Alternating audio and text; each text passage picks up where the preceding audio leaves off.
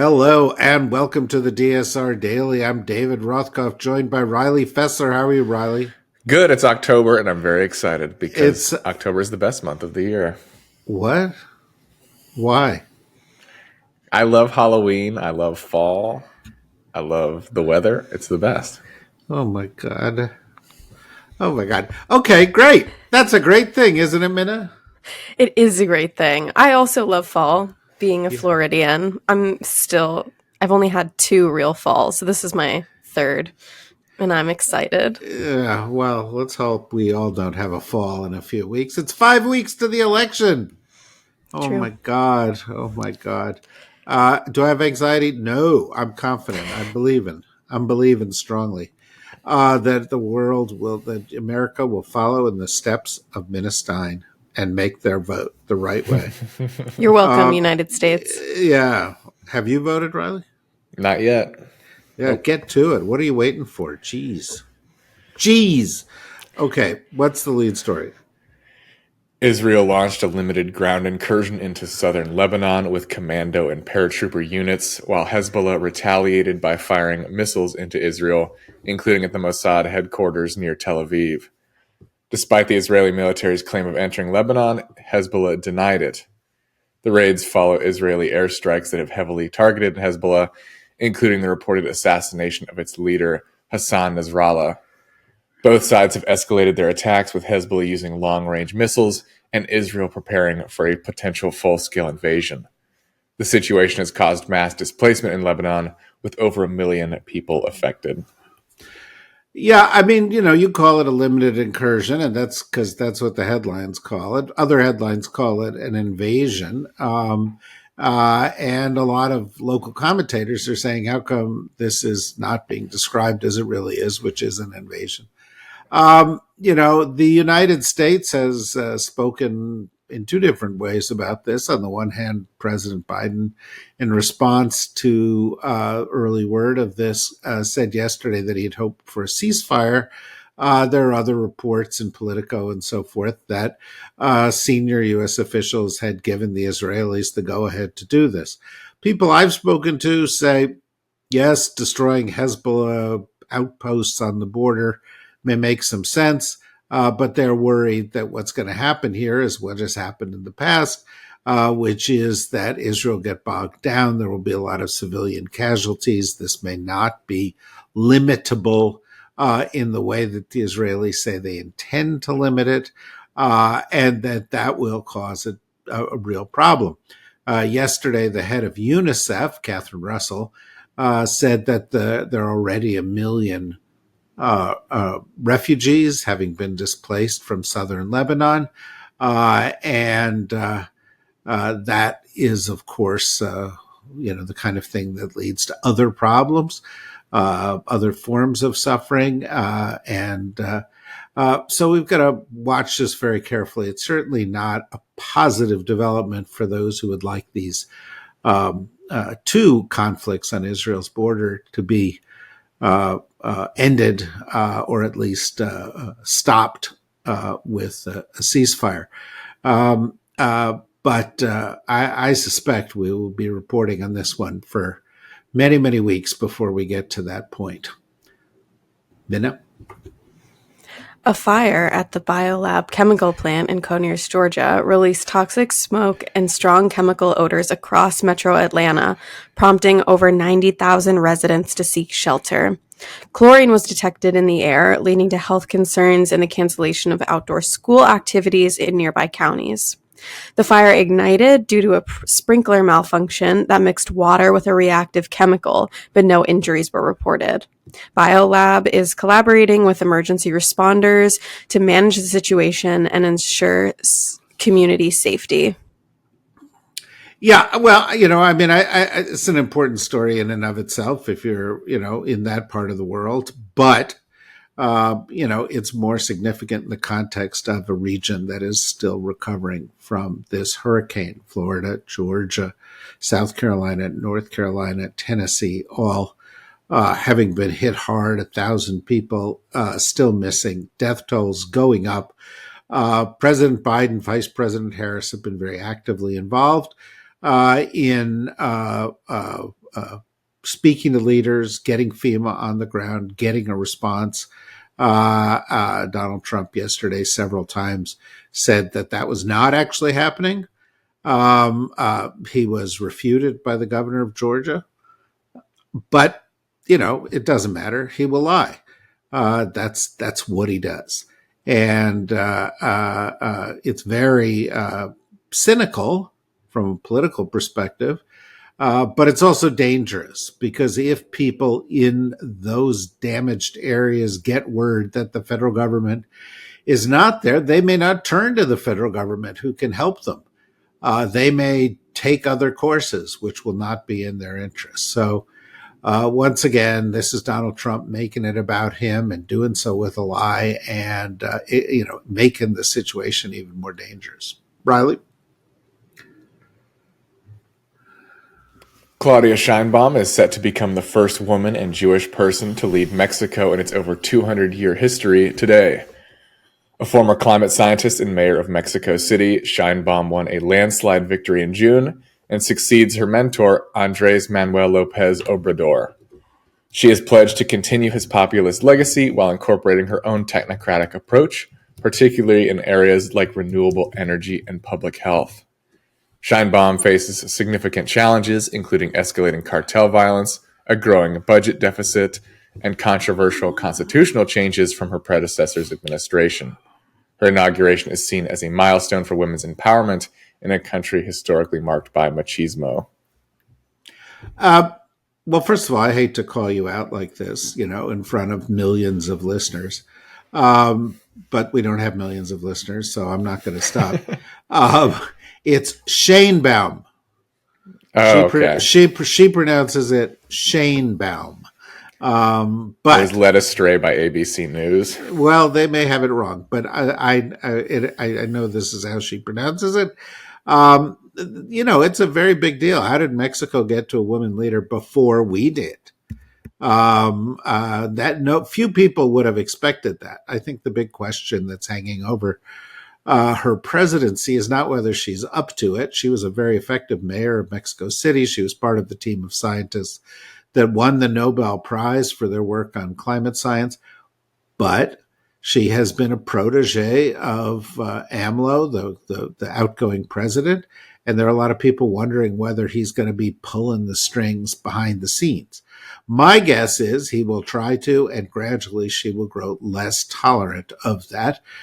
Because being president in Mexico is a very, very powerful job. And it will be very difficult for, anybody, even AMLO, to stand up to this kind of power if she wants to, wield it in her own way. So I think we're going to go through a period of adjustment in that regard, maybe a period of accommodation.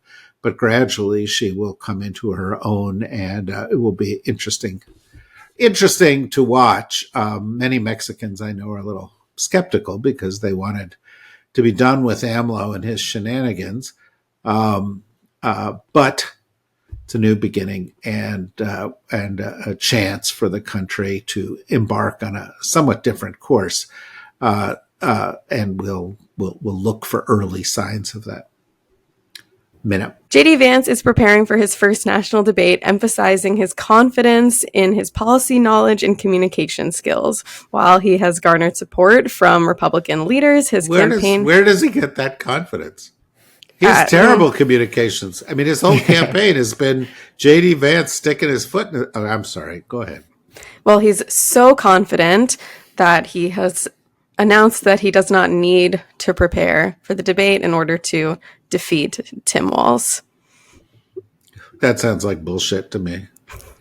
I think he saw that Trump didn't do it, and it hurt him. He's probably been cramming behind the scenes. But what do you expect going to happen, Minna? I think he's going to get absolutely walloped, and I can't wait. Well, one certainly hopes that that's the case. He's kind of, smooth talking Yaley, but I think the down-home charms of Tim Walz will cut through. And also, Don't underestimate Tim Walz. This guy has been a very effective governor, very effective member of Congress. He's a very good communicator. I think he got this job in part because he communicated so well sort of during the audition period. He has a knack for memorable phrases. He has a knack for talking to people like they're regular people. And I kind of hope that it turns out the way that you're talking there, Minna. I mean, I've never seen him debate, but I assume that he's a very skilled debater. And JD Vance walks around saying, my donut order is whatever makes the most sense. Like, that doesn't really give, like, I can think on my feet and debate on a debate stage. I don't know. It doesn't. I just think that he's going to get crushed. I don't know. He's been a senator for a year and a half. He has very little public experience of this sort. And certainly the campaign thus far has not shown him off in a great light. But, he may have a good night. And, I think, we need to put this in perspective. Sometimes, debates don't have a big influence on the outcome, particularly the VP debate. But with 5 weeks to go, it's the thing to focus on today. Riley? Jimmy Carter, the 39th U.S. president, is set to celebrate his 100th birthday today, becoming the first American president to reach the century mark. Carter, who has spent the last 19 months in hospice care at his home in Plains, Georgia, has led a remarkable life, rising from humble beginnings as a farmer to serving as president and later earning a Nobel Peace Prize for his humanitarian efforts.